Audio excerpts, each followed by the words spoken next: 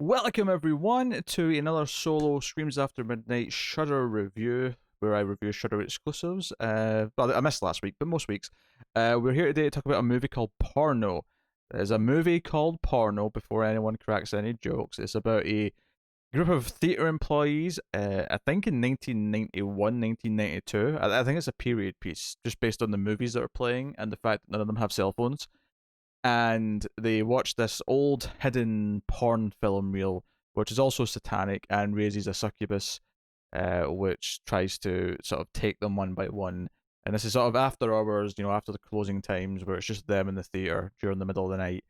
And that's the basic premise of it. I'll start talking spoiler free, of course. I'll give you a warning before I go into spoilers, and we'll get into it. So this was what I remember watching the trailer for this one several months ago and thinking it seemed like a fun concept. And I do definitely like the idea of, a group of characters in a location like this that's confined.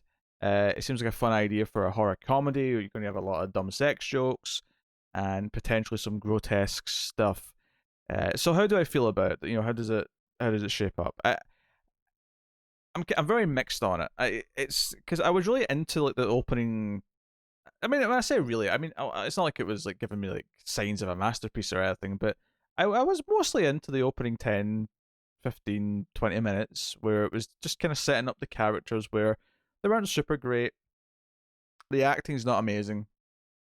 The dialogue's also not amazing. In fact, if anything, the trying to be like early 90s was almost a little too on the nose at times with the dialogue. It felt like people were pretending they were in the start of the 90s rather than actually being in the start of the 90s.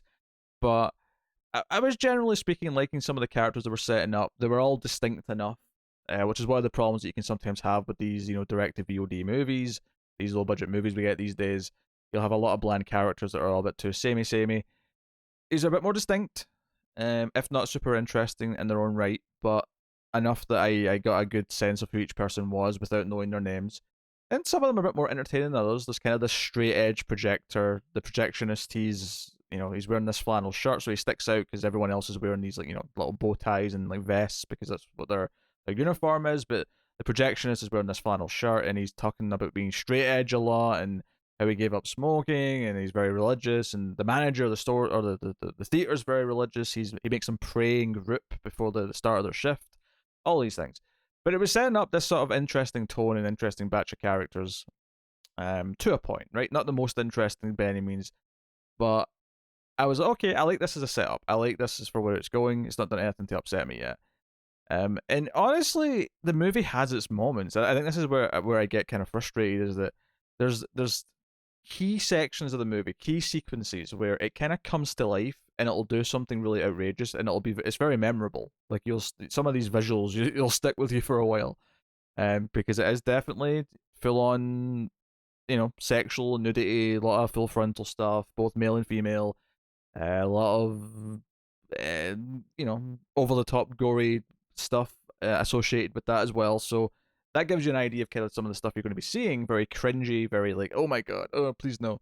A lot of that stuff, and that stuff is actually very good. It's very effective. The effects look good. The characters aren't great, but there's moments for some of them at points that are funny or humorous. There's definitely other moments though where it feels like it's trying to do something a bit more meaningful with some of its characters, and it kind of feels like you've got characters reacting to certain subjects in the way that people in the early 90s were more commonly would react to certain subjects, and it's obviously dated. And there's a very fine line where I'm not really sure if you're being authentic by having characters react to a certain thing this way, or if you're just using the fact that you've set it in the early 90s as an excuse for having your characters react this sort of dated way that maybe appeals to the writer more, or the director more, or whoever. And I'm not really sure. I'm not sure. Sometimes if it's pushing that envelope a little bit at times with certain moments and sequences in the film. But anyway, the biggest problem with the film by far is the pacing. The movie's just under an hour 40, so it's not a super long movie. Maybe a touch long for a horror movie, but not like a great deal. But it really does feel like you could trim this down by a good 25 minutes, maybe a half an hour. Get it down to like an hour 20 kind of area, because there's sequences where it just feels like it's killing time and it's doing like sort of generic, like, oh, it's kind of creepy, we're waiting for the thing to happen, or they're finding objects in hidden rooms, or whatever. And I really felt the movie drag. Uh, and this is annoying because it's like right sort of, we're still kind of in Act One, like discovering things, and there's definitely a key point. There's a key point where things escalate. Probably about halfway through, so we're talking like 50 minutes into the movie, 55 minutes. And the point that it escalates is actually quite good, but it feels like that point should have came like 25 minutes ago.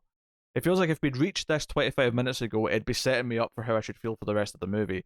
Instead, there was a lot of, I don't know, wheel spinning, a lot of like, and if it was actually tense throughout that time, because the direction's not bad. The direction, it's a little simplistic for the most part, but it does some interesting things with the lighting changing here or there.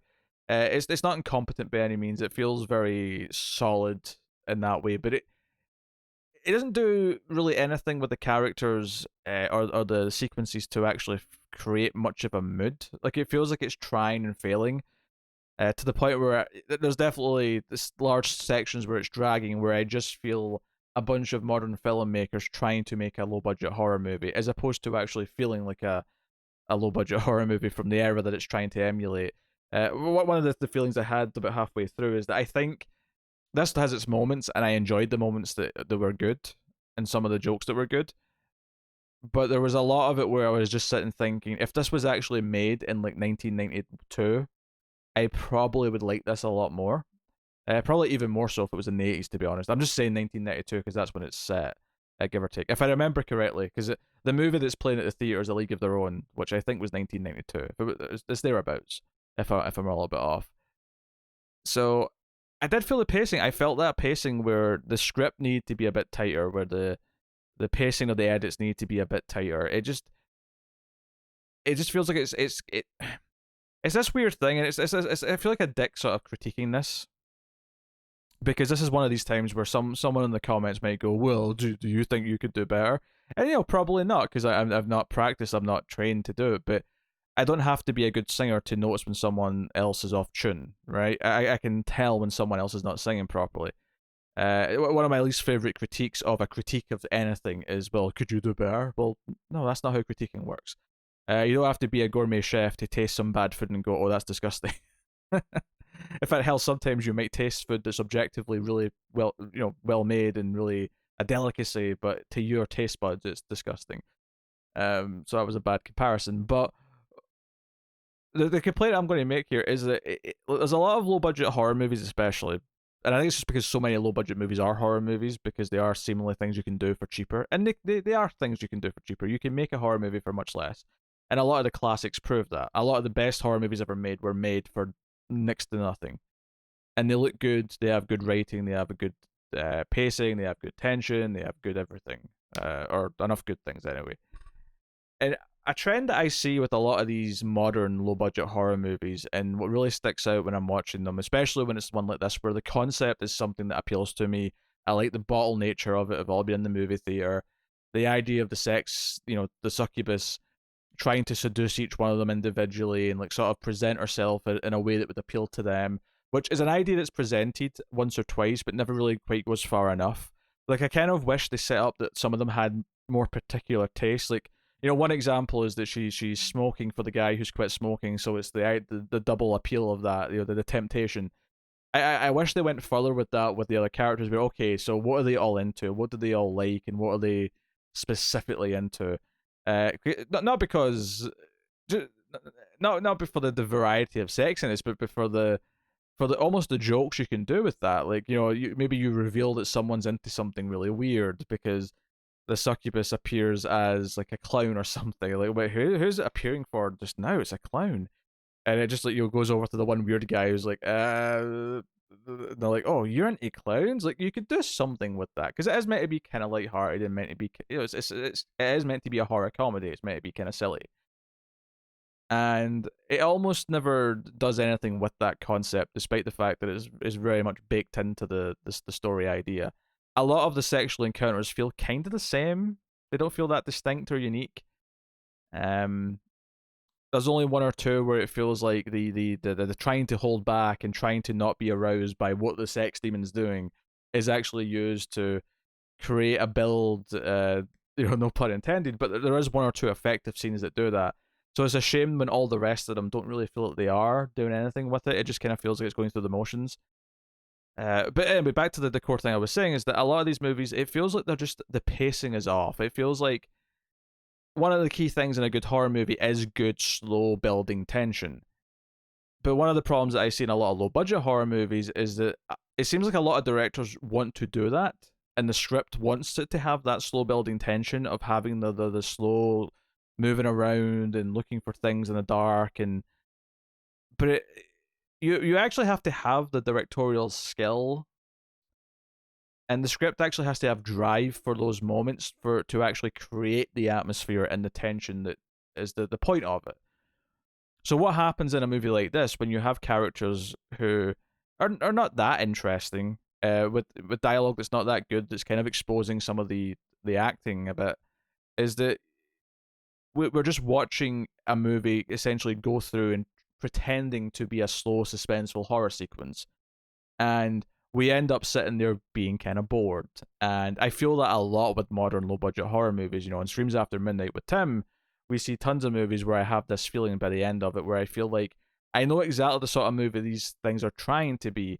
And this is the frustrating part with this one, is that it's not the worst offender, because there's moments where this movie kind of springs to life and you can kind of see really what it's supposed to be and what it's trying to be. And in those moments it really sings, and it makes the other sections look quite bad and dull and slow. And the ending didn't do a whole lot for me either, I have to say. Um, it also feels kind of like it's holding back on. I mean, this is supposed to be spoiler free, this part, but I will say it's not a movie with a body count. I'll leave it there, but I'll just say that it's not really that type of movie. It kind of feels like no one's really in danger, despite the fact that they're supposed to feel like they're in danger the whole time. So it feels, I mean, to go along with the theming of the film here with the porno and all the sex jokes that are within, it feels very limp. It feels a little. It feels mostly flaccid. I hate to go with the metaphors here, but it feels mostly flaccid, barring a few key sequences where it really comes to life. But those moments are fleeting, and they're not enough to get to the finish line. I apologize. I'm going to go a bit smutty with this. So I'll go into the spoilers here, so I can actually talk about the sequences that are good, and why those moments are fun, and they're fun because they're grotesque and what it shows, which is very surprising in some key sequences. So thank you for joining me so far. If you're dipping out here at spoilers, but full spoilers for Porno from this point on. So there's a couple of very key sequences, and obviously there's some nudity. The movie literally opens with just like two people having sex and like dirty dialogue, with the word "daddy" repeatedly, and it sets up the theme of the movie, which is these two of the theater employees are spying on a couple having sex in their house, and it's a bit creepy and whatever. But that sets up the theme, and then of course the sex film itself has a lot of full frontal nudity. It does kind of look like the actress who is naked every time she shows up. She's absolutely naked every time. And it's one of the things where you can't really blame it. The whole point of this movie, she's a sex demon, so it kind of makes sense. I think they did add like a merkin to her to like hide that part of her a little bit, just so it wasn't as explicit.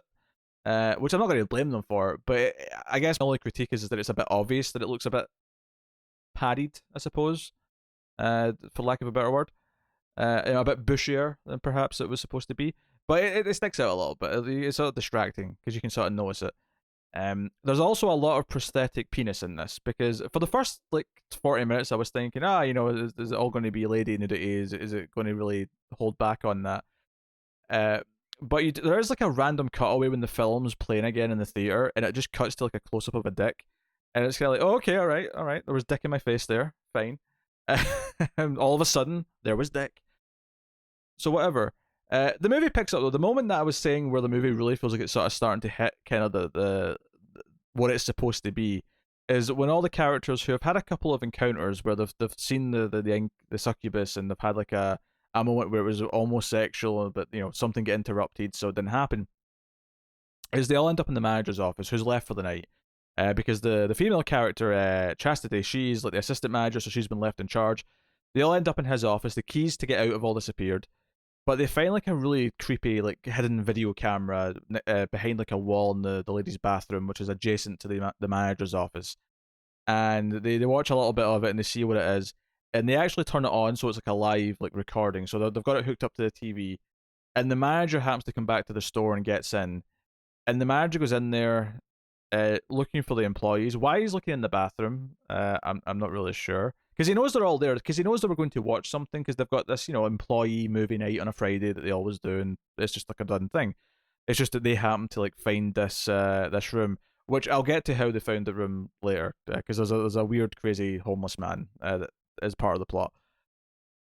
But we have this thing where they watch the manager like be seduced by the succubus. She appears in front of him, and he unbuckles his belt. And he's supposed to be a very religious man who's constantly telling them not to give in to temptation. He immediately gives in to temptation. Make of that what you will. But he's unbuckling his belt and all that, and he like sort of like goes into the cubicle because the camera's like behind where the toilet is, and he sort of bends over.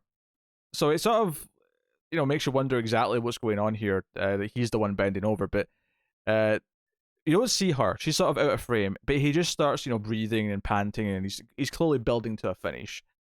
And when he does build to a finish, there's this sort of pop, and there's just like blood that sprays on the lens. And then the succubus stands up, but now she's got like a sort of demonic like head and horns, and she's got sort of like black hands that sort of like fade into the rest of her body, and she's holding like a dick. She's holding the guy's dick in her hand and then drops it. And it's like, okay, so clearly the risk at this point, and this is a really well done scene because they're all watching in shock and horror, and it really sets up, okay, this is the rule, is that if she seduces you, and she could turn into a man for the woman, or as we find out, one of the characters who is gay. So whatever is relevant to their sexual preference, like the succubus can appear as and tempt you. And this sets up the idea that, okay, so if the succubus gets you going, if you get to a climax, you will maybe not outright die, but your junk is going to explode and you're going to be in incredible pain. The succubus is taking the manager, and this is when Heavy Metal Jeff, the projectionist, as they call him, he runs out with a bat because he was kind of sticking up for the manager earlier, but they thought he was a creep because he has this camera, but then they realize it may not be his, but he runs out with a bat. He's going to try and like defend him and sort of save him. And this is when the succubus turns into like his version where she's smoking and she's drawing him in, and he's trying really hard not to get an erection, but the camera's like focusing on his pants, and he's kind of starting to tent pole. But he's resisting as best as he can. So instead of his whole junk exploding, only his testicles do. So this whole section, even before I get to the next part, this whole section is really setting up kind of what the rules are. Is that the killer in this movie is going to arouse you, and if it does arouse you, you're going to get to certain death. So this should theoretically write itself. You've got this group of characters who are all college age, who are some of the guys are just really horny dweebs, and they have to resist the temptation of this beautiful woman who's naked, trying to lure them into a sexual encounter, and they're trying to hold it back. And the comedy and the horror of that, and the simple rule of they have to try and like hold it in and not be aroused and not get tempted, is actually a really simple, funny premise. And this scene where you see the manager, and then this scene with Jeff, are the best two scenes in the movie. This is where the movie absolutely peaks. No pun intended. And what's after is really grotesque because the demon leaves and they run out to like help him, and Ricky, who we found out is gay, because there's a really awkward like sort of joke here, which I'm not. Jeff's because Ricky's like, hey, I learned some first aid at camp, because it turns out he went to camp. Basically, his parents sent him away to try and get fixed, quote unquote, to cure the gay out of him, and so that's a subject that's brought up. But Jeff doesn't want Ricky to like see to him for medical attention because he's gay, and Ricky says exactly what I was thinking. What you think I'm going to be turned on by your exploded testicles? You really think that's going to be like a sexual moment for me? And he's like, I don't know.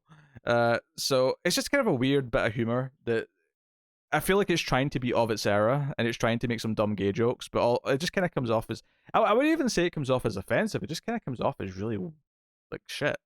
Like it just comes off as shit. I don't think I get. Maybe I'm wrong. Maybe a gay person would watch this and feel offended by like how he's trying to treat the subject. But I feel like a gay person watching this would probably just sort of roll their eyes and be like, "Oh, really?" You know, rather than anything else, rather than like actual like oh they're being super insensitive. I guess it is insensitive, but it's more dumb insensitive than it is like malicious insensitive. Um, insensitive, insensitive, insensitive. Yeah, I'm saying it right. I don't know why. But do you ever have a moment where you say a word and for some reason you've said it too many times, so you think you're saying it wrong, but then you try to correct it and then realize no, I was saying it right in the first place. What am I doing? You're just sort of tricking your head into saying the wrong thing. Um, but yeah, they're having this conversation about what the demon is and what to do and what to escape. But as this is happening, every so often, because you think it's done, and then it'll cut back to it, and it's like another, oh god, no. But there is shots of like, obviously it's a prosthetic, but it's like the guy's dick, and you actually see Ricky like lift the dick out the way to get to the balls, which the ball sack has exploded, and he actually picks up a testicle, like the exposed testicle, and puts it back in the sack, and then like ties it all together with like I don't know, it's like a shoelace or something, but he like sort of ties it all together. But as he's doing this, like they'll cut to the others having a conversation, talking about what situation they're in, and I thought, oh, it's over, but then it just randomly cuts back halfway through the scene to Ricky like tying up the dick, and I was just like, oh, okay. So, and but this is where the movie kind of excels because the effect here looks quite good. It's nasty, it's over the top, and it sells the threat of what's happening. So a couple of scenes later, when the longer haired guy Abe, he like he's watching through a peephole and he sees the couple that he was obviously it's supernatural, but he's seeing the couple that he was spying on at the start of the film have sex again, and it's basically that scene in Psycho when Norman Bates is looking through the hole and he starts masturbating, and you're thinking to yourself, no, like resist, all you have to do to survive is resist.